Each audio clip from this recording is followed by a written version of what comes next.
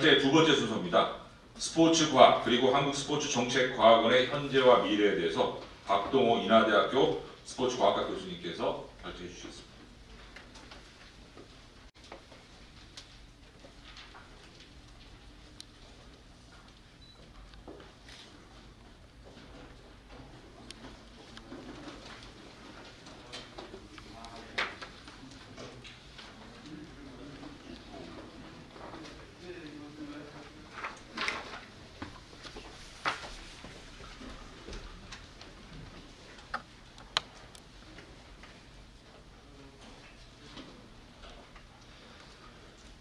예, 우선 이렇게 초청해 주셔서 감사드리고요. 오늘 제가 이야기할 주제는 그 스포츠과학 그리고 한국스포츠정책과학원의 현재와 미래라는 주제입니다. 사실은 다른 발제와는 다르게 약간 이 논쟁의 여지가 있는 주제이기도 합니다. 그리고 이 자리에 뭐 이해 당사자 분들께서도 다 참여하셨고요. 하지만 어찌됐건 제가 여태까지 살면서 산 기간보다도 이 스포츠 과학과 함께하는 시간이 더 깁니다. 그리고 그런 과정 속에서 고민했던 부분들을 여러분과 함께 의논하고자 합니다.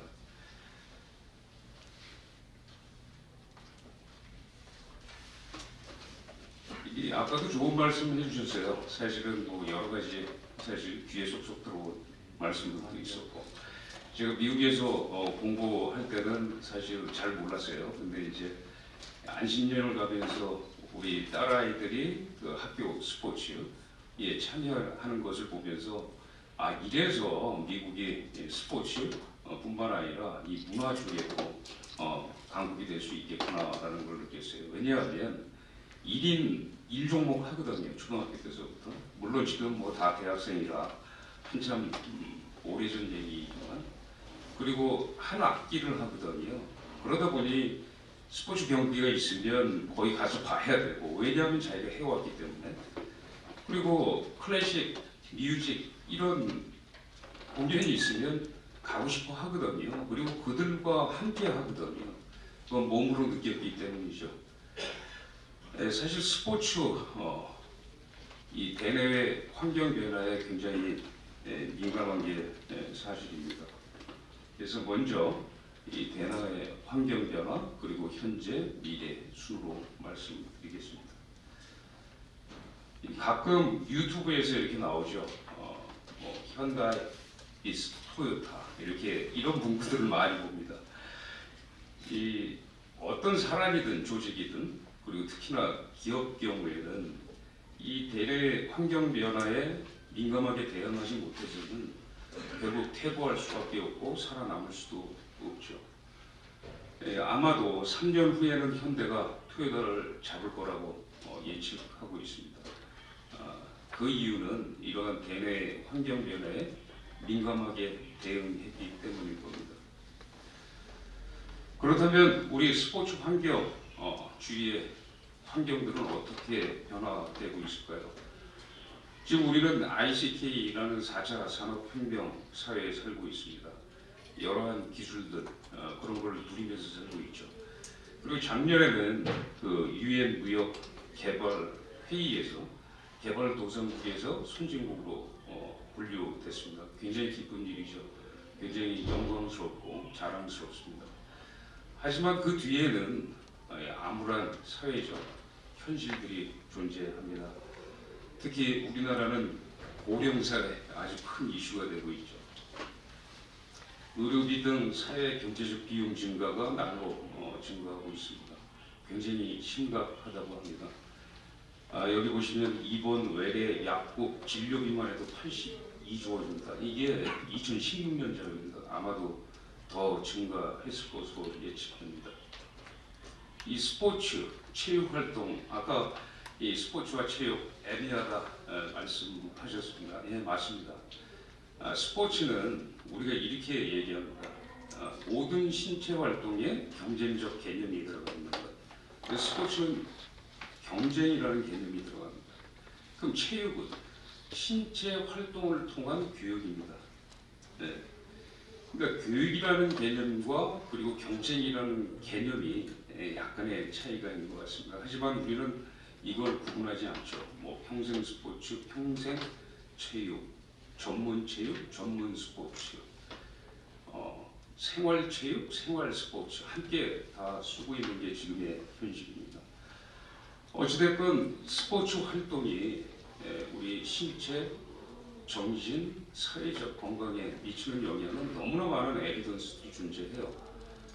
그래서 이 스포츠가 주요한 수단이 되는 건 너무나 당연한 사실이고요. 그리고 OECD에서 지금 우리나라의 그 아동 청소년 비만율 평균 25%인데 OECD에서의 평균은 23%입니다. 우리는 뭐 한식이 건강한 음식이라고 하지만 여전히 계속해서 아동 청소년의 비만율은 올라가고 있습니다.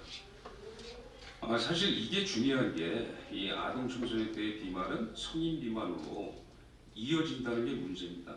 그리고 80%라는 위험률을 가지고 있습니다. 이로 인한 사회 경제적 비용도 상당합니다. 이 WHO에서는 이렇게 이야기하고 있어요. 그 사망률 순위를 보면 신체 비활동이 4위에 해당합니다. 10년 전에 미국에서 발표된 자료에 따르면 1년에 20만 명이 신체 비활동으로 사망한다고 합니다. 우리나라 데이터는 없습니다. 아쉽게도요. 하지만 이런 예측을 합니다. 우리 국민들의 많은 사람들이 신체 활동을 열심히 한다면, 생활 스포츠 열심히 한다면 연간 16조 원의 예산을 주겠습니다. 출산율 세계 꼴등입니다. 이 0.84가 됐습니다. 심각하죠. 학령 인구 계속 줄어들고 있습니다. 선수 수급 문제 아주 심각합니다. 이 자살률 OECD 1위이고요. 노인 자살률은 세계 1위입니다. 그것도 14년 연속으로 한국 자살률은 가장 높습니다. 그리고 스포츠 활동, 신체 활동 이 영향을 미치는 그 신체적, 정신적, 사회적 건강 여기에 대한 정보는 넘칩니다. 그래서 스포츠가 관심을 받고 있는 것이고요. 사실 이 스포츠 과학 아주 오래전부터 시작됐습니다. 하지만 한국 스포츠 정책과학은 우리나라 한국 스포츠 과학과 함께 해왔다 해도 과언이 아닙니다. 사실 처음 만들어질 때 1980년 12월에 대한체육회 스포츠과학연구소로 설립됐습니다. 이 당시에 이 연구소가 만들어진 이유는 86 아시안게임, 88 아시안 올림픽을 대비하기 위한 것이고, 그리고 그 대상은 전문 체육, 엘리트 체육에 포커싱 되어 있었습니다. 그리고 나서 99년에 재단 법인으로 한국체육과학연구원을 설립하게 됩니다. 이렇게 설립된 배경은 생활체육의 활성화였습니다. 예전에 엘리트 체육에 포커싱이 되어 있다면 이제는 사회 환경이 바뀌었던 것이죠. 그래서 자연스럽게 독립하게 됐고요. 그리고 1997년 IMF 거치면서 다시 국민체육진흥공단 부설로 통합되게 됩니다. 이때 한국자가 날아갔습니다. 그래서 체육과학연구원으로 다시 변경됩니다. 그리고 쭉 보시면 이 14년에 또 한국스포츠개발원으로 명칭을 변경하게 됩니다. 이것도 정치적인 영향이 컸죠. 그리고 다시 18년에 한국스포츠정책과학원으로 명칭이 변경됩니다. 저는 개인적으로 이 명칭 굉장히 안 좋아합니다. 나중에 말씀드리겠습니다. 사실 이 엘리트 스포츠에서 생활 스포츠 그리고 다시 평생 스포츠로 이어지게 됩니다. 그만큼 스포츠라는 것은 강력하기 때문이죠. 제가 같이 연구하는 의대 교수들이 있습니다. 이 치매를 주요 연구 주제로 삼는 교수인데 그 친구가 이런 얘기예요. 양리학과 교수인데요. 지금 나와 있는 어떤 치매 약보다도 운동의 효과가 크다. 약의 효과를 보면 약을 먹고 나서 치매라는 것들이 이제 경감돼야 되는데 사실 1년이면 다시 되돌아간다고 합니다. 그럼에도 불구하고 최근에 FDA에서 치매약을 허가해 줬습니다. 그 이유는 그 1년 정도만 지연시킨다 하더라도 그 경제적 효과가 크기 때문이라고 이야기합니다. 근데 그것보다도 사실 사이드 이펙트가 굉장히 적은 우리 운동이 훨씬 효과가 있다라는 겁니다. 이거는 뭐 제 얘기가 아니고 의사들 얘기입니다. 이러한 대내 이 환경 변화, 그걸 또 잘 담아내는 게 스포츠 관련 법률입니다.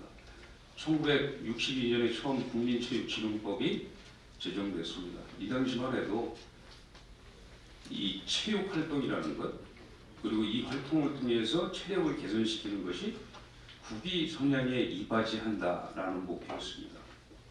완전히 엘리트 체육으로 포커싱되어 있죠. 그리고 89년 이 체육회로부터 분리될 때 이렇게 체육 시설의 설치 및 이용에 관한 법률이 제정됩니다. 그만큼 생활체육이 강조됐던 시라는 거 우리가 예측할 수 있습니다. 그리고 2007년에 스포츠 산업, 그리고 2012년에 학교체육진흥법. 이때는 이제 출산율이 계속 떨어지니까요. 학교체육을 강화시킬 수밖에 없었죠. 그리고 2021년 작년에 스포츠기본법이 제정됩니다. 물론 뭐 클럽법 이외에 복지법 뭐 여러 가지 것들이 다 포함되어 있습니다.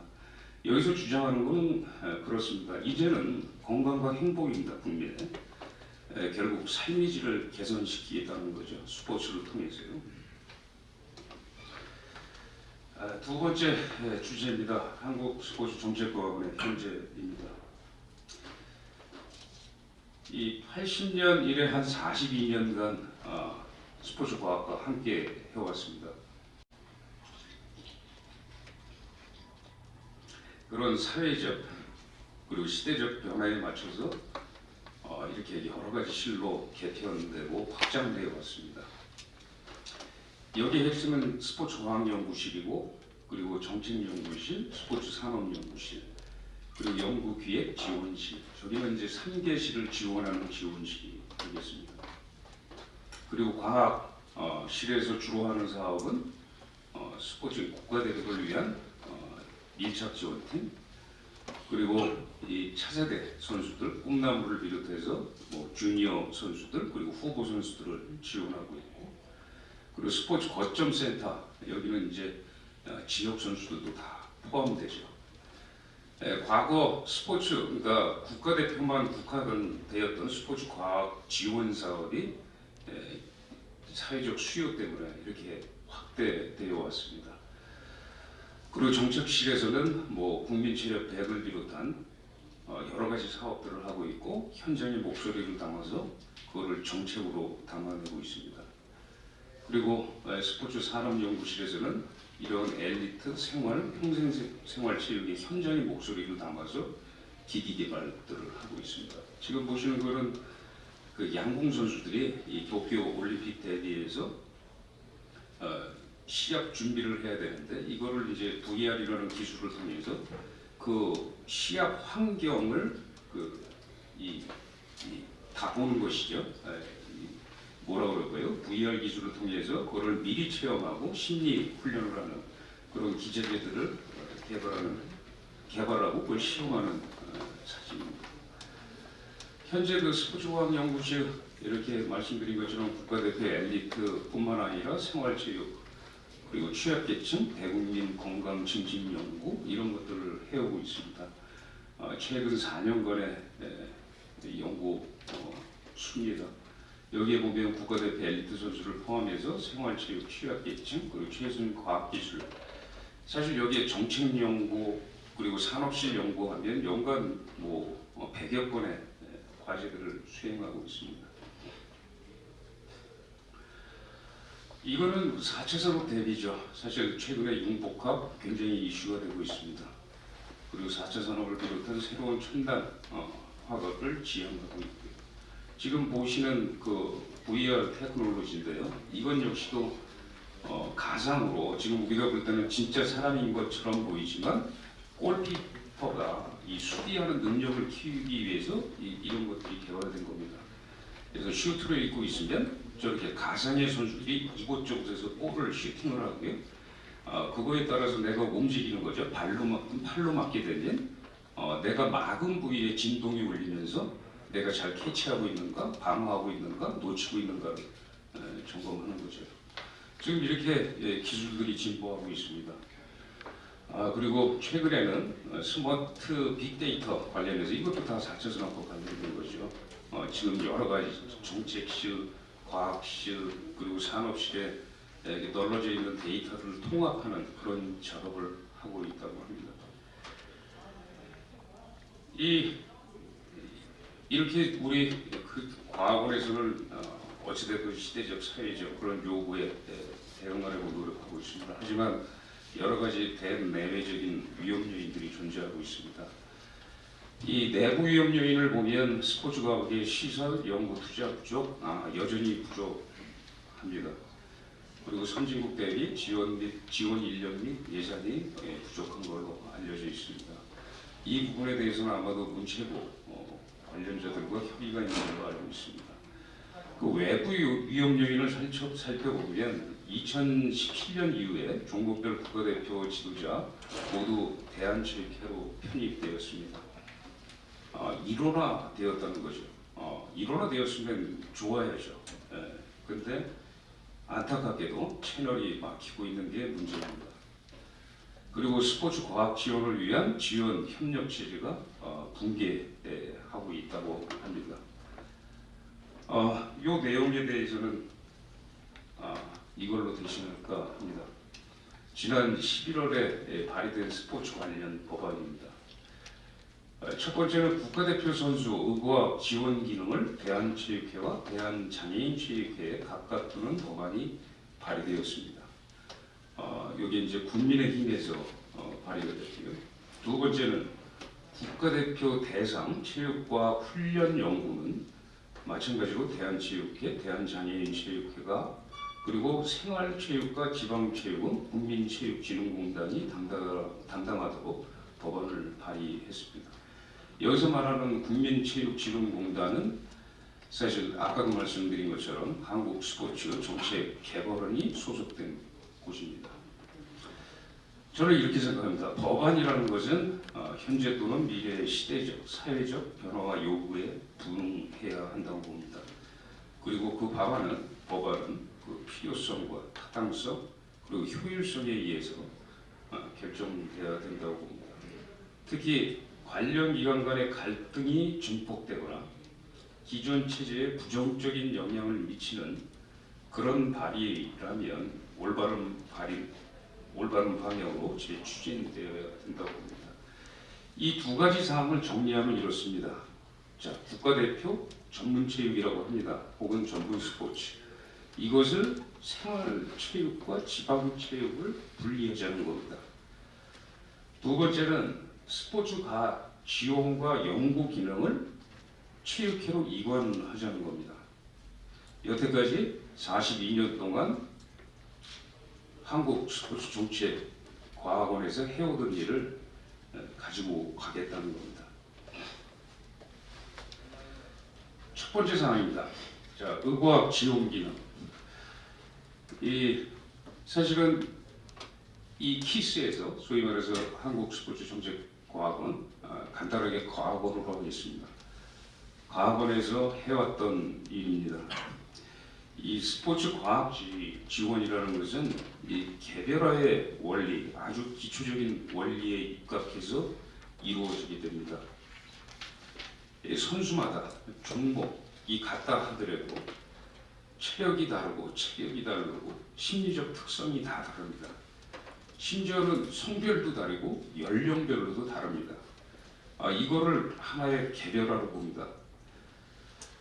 만약에 이런 비장애로 체육회에서 지원 기능을 가져가겠다면 성별로도 분리하고 연령별로도 분리하는 게 타당해 보입니다.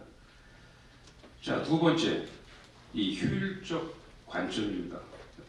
국가적인 재원 낭비라고 봅니다. 여태까지 왜 생활체육과 전문체육을 통합하자고 외쳤는지 궁금합니다. 그렇죠? 이 생활체육과 전문체육의 선순환을 유도하지 않은 측면에서 대한체육회가 통합했습니다. 근데 이런 과학 기능을 그냥 대표팀으로 국한해서 가지고 가겠다는 겁니다. 이게 얼마나 비효율적인 걸까요? 사실 이 키스에서 과학원에서 장애인 체육회 지원을 제대로 못한 건 사실입니다. 하지만 이게 장애 특성 유무 때문이 아닙니다. 인력이 없어서 못하는 겁니다. 이것이 마치 따로 둬야 하는 논리처럼 접근해서는 안 됩니다. 이 지원이라는 것은 단순히 물리적 차원에서의 지원을 의미하지 않습니다. 사실 대표팀 지원하는 거, 그게 생활체육 선수든 지역 선수든 아니면 국가대표 선수든 이 지원을 하기 위해서는 반드시 체력 측정이 필요하고 다양한 영상과 시합을 할 때 영상 그리고 이런 기술들을 토대로 다 녹화가 이루어지고요. 심지어 개별 심리 분석 이러한 데이터들이 쌓이게 되고 이런 데이터들을 분석한 결과를 갖고 실질적으로 지원하는 겁니다. 이 인원만 구성된다고 지원이 되는 게 아닙니다. 수십 년간의 노하우가 쌓여서 그 노하우를 바탕으로 지원하는 겁니다. 그렇게 단순한 문제가 아닙니다. 두 번째 사항입니다. 국가대표 대상 체육과학 훈련 연구입니다. 아까는 지원 기능이었는데 지금은 연구 기능조차 대한체육회와 대한장애인체육회에서 가겠다는 겁니다. 2016년 대한체육회와 국민생활체육회가 통합했습니다. 그래서 KOC에서 KSOC로 변경됩니다. 여기에 가장 기본적인 원칙이 있습니다. 통합 원칙의 기본. 두 기관 모두 존재하는 운동 부서가 있겠죠. 회가 있겠죠. 예를 들어서 축구면 축구, 대한체육회에 속한 축구, 그리고 국민생활체육에 속한 축구. 이거 일원화시키겠다. 그리고 이 선순환 구조를 모델을 구축하겠다. 굉장히 효율적이죠. 충분히 논리가 타당해 봅니다. 돈도 줄일 수 있고. 그리고 우수 선수들도 이렇게 생활과 이 전문 체육을 엮어서 이렇게 같이 선순환 체제를 구축하게 되면 우수 선수 발굴에도 훨씬 더 도움이 되고, 그러니까 생활 체육에서 우수 선수, 전문 체육으로 이루어지는 그런 선순환 체제를 유지할 수 있는 거죠. 굉장히 타당한 얘기입니다. 근데 지금 이거 다 분리하겠다는 겁니다. 전문 체육 따로 떼서 스포츠 과학에 대한 지원과 연구를 분리해 가겠다는 겁니다. 여태까지 잘 해오겠다라고 해서 통합해놓고 이제는 다시 지원 기능과 연구 기능을 다시 분리하겠다는 겁니다. 이게 타당한가라는 겁니다. 사실 국가대표 선수, 이 지방 체육 선수와 중복됩니다. 이거 어떻게 구분할까요? 지금 생활체육, 지방체육은 국민체육공단에서 하라는 겁니다. 그리고 이 지방체육 선수가 국가대표 선수로 발탁되는 그런 유기적 선순환 체제를 갖추기 위해서 여태까지 노력해 왔는데 이걸 끊겠다는 겁니다. 그리고 이러한 우리가 스포츠 과학에 대한 연구가 전문 체육, 생활 체육을 나눠서 하는 게 아닙니다. 이 스포츠 과학은 대상만 달라질 뿐이지 같은 한 축으로 존재합니다. 여러 외국 사례에서도 알 수 있습니다. 호주나 캐나다 이런 쪽에도 이런 전문 체육, 생활 체육 분리하지 않습니다. 이 생애주의로 바라보고 있죠. 그래서 생활 체육에서 자연스럽게 전문 체육으로 이어지는, 그리고 생활 체육의 시스템을 바꿔서 전문 체육의 인원을 늘리는 그런 선순환 체제를 유지하고 있죠. 심지어는 우리나라 국회 입법조사처에서도 이런 통합에 대한 기대 효과로 전문 체육과 생활 체육의 연계 방안을 명시하고 있습니다. 참으로 안타깝습니다. 그래서 결국은 모든 걸 끊겠다는 거죠. 저는 이 법안 발의 내용을 보면서 이렇게 두 정당이 어떻게 서로 밀고 땡기고 이런 법안들을 똑같이 발의할 수 있었을까?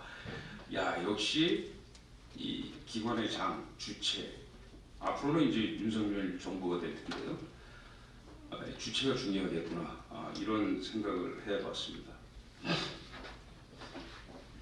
따라서 대상별 장애 육무에 따라서 수준별 전문가 생활 지박 체육 이런 수준별로 나누는 이 스포츠과학 지원과 연구사업 이런 것들을 하는 것은 아무리 봐도 타당하지도 그렇다고 필요성도 그렇다고 효과성도 없다는 생각입니다. 그 외에도 다양한 부정적인 의견들이 많습니다.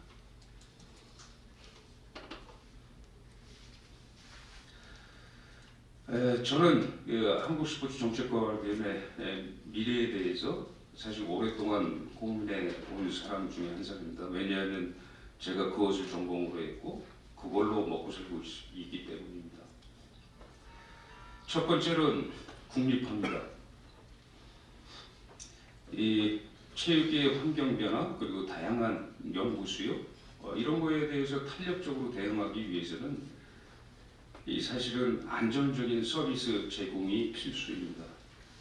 그러기 위해서는 이러한 과학원이 조금 더 중립성과 그리고 신뢰성에 있어서 보다 독립적이어야 한다고 생각합니다.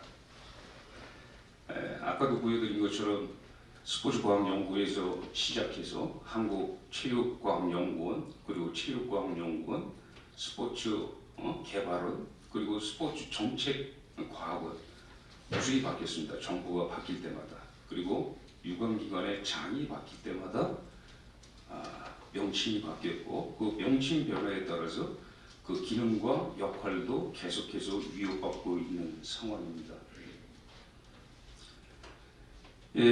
최근에는 이런 얘기해요. 심지어 이 세계 유일한 엘리트 선수 지원 체계를 갖고 있는 USOC를 예를 들면서 스포츠, 과학, 연구, 지원 기능 모두 최이크로 이관해야 된다. 한번 조사해봤어요. 실제 미국의 사례가 우리 사례와 적합한가? 전혀 그렇지 않습니다. 미국 USOC는 영어로 얘기하면 United States Olympic and Paralympic Committee입니다. 그러니까 장애, 비장애를 구분하지 않습니다. 그리고 연방 정부의 재원을 살펴보면 우리처럼 기금이나 국고를 사용하지 않습니다.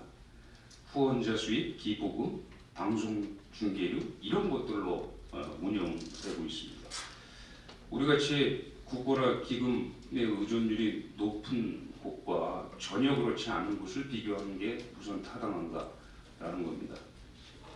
만약에 그럼에도 불구하고 이게 이해가 돼서 한다고 한다면 우선은 이 기금이 아닌 재정 절약도에서 우선 미국과 유사해져야 된다고 봅니다. 두 번째는 여기처럼 장애, 비장애 나누지 않습니다. 그러면 대한체육회, 대한장애인 체육회를 합치는 건 어떤지 그리고 나서 한번 논의를 해나가는 게 어떤가라는 생각을 해왔습니다. 외국 사례입니다. 일본, 프랑스, 호주, 독일, 영국 그리고 미국입니다. 만약에 비교를 한다면 이 아시아권에 있는 스포츠 선진국과 비교하는 게 타당해 보입니다. 그렇다면 일본, 중국, 호주 같은 게 주요 예가 될 수 있고요. 그럼에도 불구하고 서방 애들과 비교하겠다. 그러면 유럽과 비교하는 게 타당합니다. 이들 형태는 다 이 스포츠 과학원이 국리 형태로 유지하고 있습니다. 심지어 프랑스, 호주, 일본 이런 데에서는 이 국립 스포츠 과학원이 선수촌을 직접 운영하고 있습니다. 그리고 연방제 국가의 독일, 미국, 영국은 같이 협업해서 운영하고 있습니다. 제 생각은 그렇습니다. 지스, 일본, 그리고 지스, 중국 다 국립입니다. 우리가 이 두 나라에 좀 부족한 면도 있죠. 하지만 우리도 이제는 국립화되어야 되지 않을까 감히 조심스러운 의견을 드립니다. 왜냐하면 이 한 나라의 엘리트 생활 평생 스포츠 이 스포츠에 대한 정책, 산업, 과학 연구 및 지원 그리고 개발이라는 이 중차대한 역할을 하고 있는 기스가 이렇게 매 정부가 바뀔 때마다 그리고 기관의 장이 바뀔 때마다 명칭이 바뀌고 기능과 역할이 위협받아서 되겠느냐라는 생각입니다. 지금 국립연구기관 사례를 살펴보면 지금 여러 형태로 문체분의 유사 기금들이 국립 형태로 존재하고 있습니다. 얼마 전에는 이 공단 산하에 국립체육박물관이 신설됐습니다. 우리 한국스포츠정책과학원도 이렇게 국립화로 전환돼야 되지 않을까라는 생각을 해봅니다. 두 번째는 명칭 변경입니다.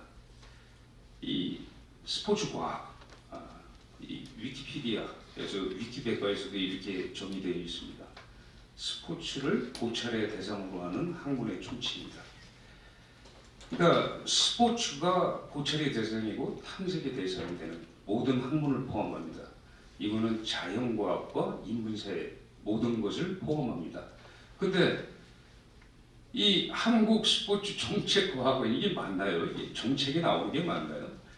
스포츠 과학이 정책을 다 포함하고 있는데 그리고 산업을 포함하고 있는데 어떻게 정책이 앞에 나올 수 있을까요? 이거는 제가 몇 년 동안을 얘기해도 안 바뀝니다. 한번 정말 이거 이름 바꾸는 거 쉽지 않아요. 그냥 이름 바꾸면 되잖아요. 이걸 좀 빨리 하루종일 해주시기 바랍니다. 그리고 이렇게 정부나 기관장이 바뀔 때마다 이렇게 계속 바뀌는 이 과거의 명칭 참 안타깝습니다. 마지막 제안입니다. 이 스포츠 지도자의 전문성 제고를 위한 연수제도 개선입니다. 과거 1급 경기 지도자 자격 경정 제도를 과학원에서 실시했습니다. 아주 오래전에요.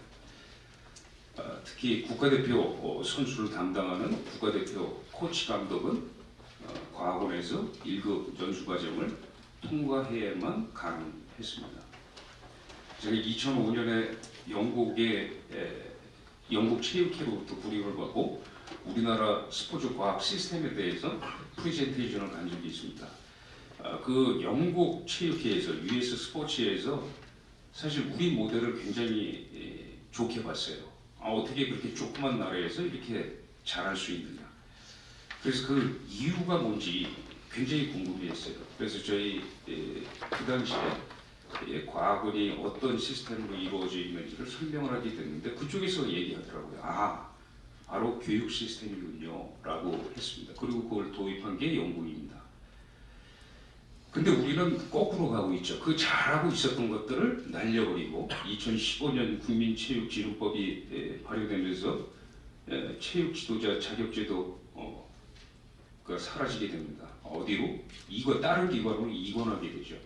이 당시에 왜 그러면 이 연수제도가 중요했느냐? 실제로 스포츠 현장에서 가장 경험을 많이 갖고 있는 집단이 과학원이었습니다. 과학원의 종복 담당 연구원들이 이 사람들은 다 박사학위를 갖고 있고 수년간의 현장의 경험들을 갖고 있었죠. 일종의 노하우가 있었고 그러한 중요한 정보를 코치, 감독들한테 전달했습니다. 그리고 그런 전달 과정에서 생기는 유대감 그리고 검정 과정에서 생기는 그러한 여러 가지 이 오고 가는 그러한 것들이 결국은 현장의 과학화를 도입하는데 중추적인 역할을 했습니다. 근데 이게 사라지게 됩니다. 사실 생활 스포츠 굉장히 중요합니다. 평생 스포츠 중요합니다. 하지만 올림픽 성적 여전히 매우 중요하다고 생각합니다. 사실 올림픽에서의 국기 선정을 통한 국가 이미지 제공, 국민의 자긍심 고취, 생활 스포츠의 확산 등을 보면 우리가 쉽게 짐작할 수 있습니다. 저는 인천에 사는데 이 박태환 선수가 금메달 따고 나서 인천에 3군데의 수영장이 생겼습니다. 그리고 굉장히 많이 활성화된 것도 사실입니다. 2004년서부터 2020년, 사실 21년에 이루어졌죠. 올림픽 순입니다. 계속해서 올라가죠. 12년까지 올라갑니다. 그리고 자격제도 검정 시험이 15년에 발효되면서 떨어지기 시작하다가 현재는 우리 소위 말하는 경제 규모로 따져도 10인데 이제는 16위로 떨어졌습니다. 그리고 재밌는 거는 금메달 1개 이상 획득한 국가의 수가 계속해서 늘어난다는 겁니다. 2000년에는 49개에서 2020년에는 63개국으로 확대됩니다.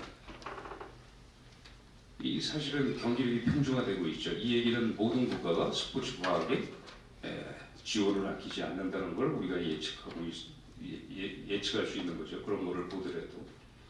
따라서 앞으로의 지원 굉장히 중요할 거라 저는 개인적으로 생각하고 있습니다. 마지막 결론입니다. 이 스포츠 과학, 저희 아까도 얘기한 4개실 중에 3개실이 연구 기능을 갖고 있는 실입니다. 그 중에 핵심은 스포츠 과학실이고요. 그 과학실에서는 현장의 내용을 담고 있습니다. 대표팀 선수를 비롯해서 지방 선수, 생활 체육에 참여하는 일반인,